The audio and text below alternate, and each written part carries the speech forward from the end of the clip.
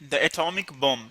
Students, जिस तरह की हमने बात की थी फिशन और फ्यूजन रिएक्शन पर, अब हम यहाँ पर देखते हैं कि जो हम फिशन रिएक्शन करते हैं या फ्यूजन रिएक्शन, यहाँ पर हम पर्टिकुलरली फिशन रिएक्शन की बात करेंगे, उसको एटॉमिक बॉम्ब के सूरत में किस तरह जो है यूज किया जा सकता है।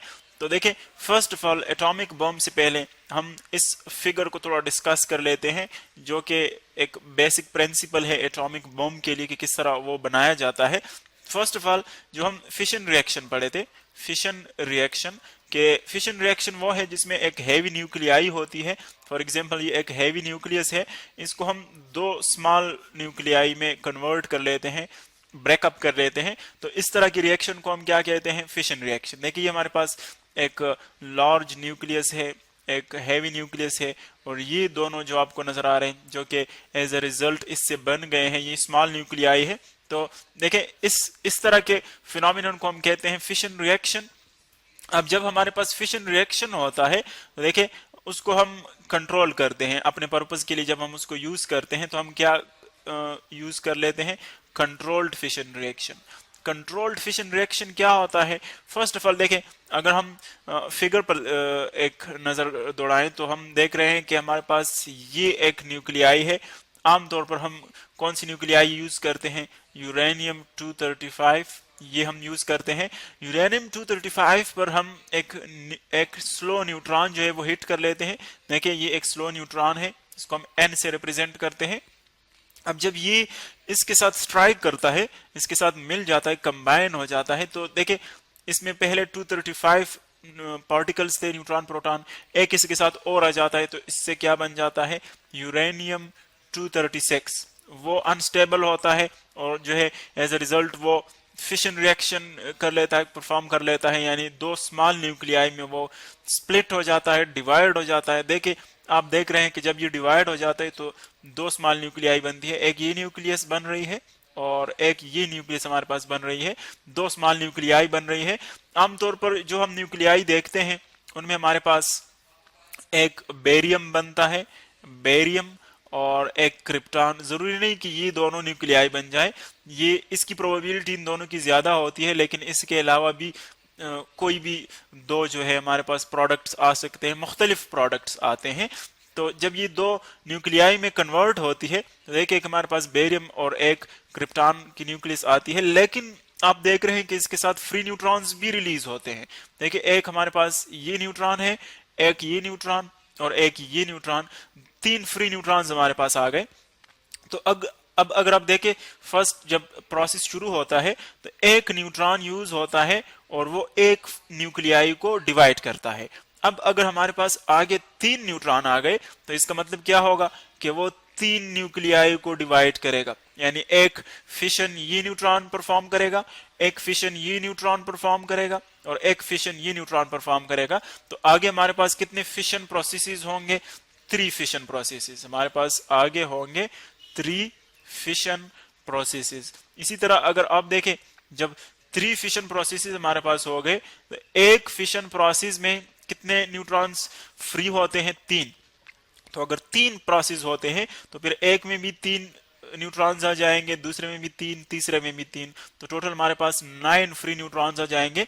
और ये न्यूट्रॉन्स आगे जाकर 9 फिशन रिएक्शन करेंगे, फिर हर एक 3-3 न्यूट्रॉनों को फ्री करेगा। सो 9 न्यूट्रॉन जो है, अगर आप देखें एक न्यूट्रॉन 3 को फ्री करता है, सो 9 कितने न्यूट्रॉन को फ्री करेगा? 27 न्यूट्रॉन्स को। तो देखिए, अगर हम इसको इसी तरह कंटिन्यू रखें, छोड़ दें इसको, तो हमारे पास एक चेन रिएक्शन बनता है। चेन रिएक्शन का मतलब यह है कि फिशन का जो नंबर है वो आहिस्ता आहिस्ता इंक्रीज हो रहा है, यानी 1 से चला गया 3 तक, 3 से 9, 9 से 27, 27 से फिर 81, इस तरह 3 टाइम्स वो इंक्रीज होता है। तो अगर आप देखें, अगर इसको हम कंट्रोल ना करें तो हम जानते हैं कि हमारे पास फिशन रिएक्शन में बहुत ज्यादा एनर्जी रिलीज होती है, एक फिशन रिएक्शन में बहुत ज्यादा एनर्जी रिलीज होती है। तो अगर हम इतने ज्यादा फिशन रिएक्शन को जोड़ ले एक साथ के वो हो जाए, तो देखिए कितनी एनर्जी रिलीज होगी, यानी 27 फिशन रिएक्शन अगर हम एक साथ परफॉर्म करें तो बहुत ज्यादा एनर्जी जो है वो उन सब की एनर्जी ऐड हो जाएगी और इससे एक्सट्रीमली लार्ज एनर्जी बढ़ जाएगी।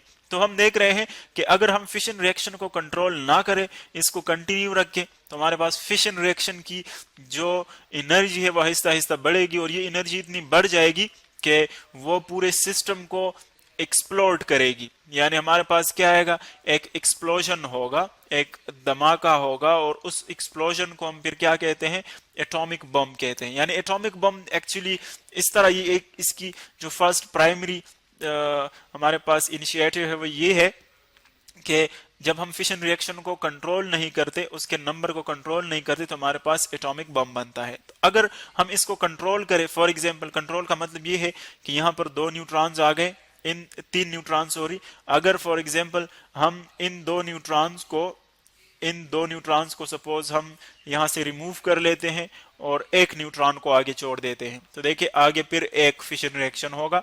और जब वो 3 न्यूट्रॉनों को, फॉर एग्जांपल देखिए इसने भी 3 न्यूट्रॉनों को फ्री किया है, ये आप देख रहे हैं, तो इसमें से भी अगर हम 2 न्यूट्रॉनों को यहां से रिमूव कर लें और एक न्यूट्रॉन को आगे छोड़े देखें, तो वो भी एक फिशन रिएक्शन करेगा। यानी अगर हम जो फ्री न्यूट्रॉन आते हैं, अगर हम एक्स्ट्रा न्यूट्रॉन उससे निकालें और एक ही फिशन रिएक्शन, यानी मतलब यह है कि एक यूनिफॉर्म फिशन रिएक्शन हम वहां से कंटिन्यू रखें, तो हमारे पास जो एनर्जी हासिल होगी वो बम की शक्ल में नहीं होगी, बल्कि उसको हम मुफीद चीजों के लिए यूज कर सकते हैं, जिस तरह के इलेक्ट्रिसिटी है या बाकी इससे हम एप्लीकेशंस ले सकते हैं।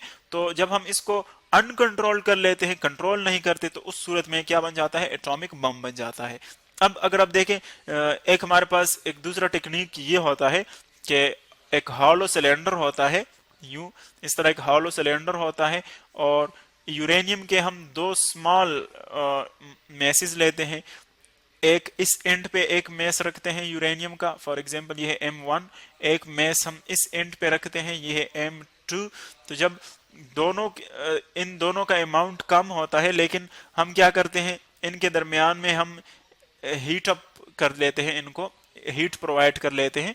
यानी जिस दौरान हम हीट प्रोवाइड कर लेते हैं यहाँ पर, उसी दौरान हम इन दोनों को क्या कर लेते हैं, एक दूसरे के साथ मिला लेते हैं। यानी जब ये कंबाइन हो जाए तो इनका मास जो है वो बढ़ जाता है, और इस हीट की वजह से उसमें जो प्रोसेस शुरू हो जाता है फिशन रिएक्शन का, वो अनकंट्रोलेबल हो जाता है, यानी वो इंक्रीज होता जाता है, एक फिशन रिएक्शन, फिर 3 फिशन रिएक्शन, फिर 9 फिशन रिएक्शन।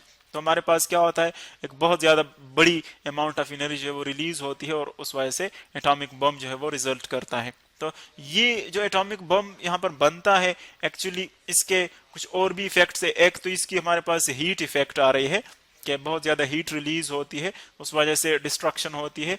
एक इसमें शॉक वेव्स प्रोड्यूस होते हैं, शॉक वेव्स का मतलब ये है कि इसकी वजह से वेव एनर्जी जो है वो ट्रांसफर होती है, और रास्ते में जो भी चीज आती है वो उन वेव्स की वजह से उनको क्या कर लेती है, उनको हिलाती है, और उन वेव्स की वजह से, उन शॉक वेव्स की वजह से, जिस तरह के जलजले के झटके होते हैं, बिल्कुल इसी तरह शॉक वेव्स होते हैं, उनकी वजह से जो भी बिल्डिंग्स है, जो भी चीजें होती है, उनको गिरा देती है। तो एक इसमें हीट जो है उसकी लार्ज अमाउंट यूज होती है, और एक शॉक वेव जो है उनकी बहुत ज्यादा डिस्ट्रक्शन कर देती है। ये हमारे पास एक बेसिक प्रिंसिपल था कि एटॉमिक बम जो है वो किस तरह बनता है।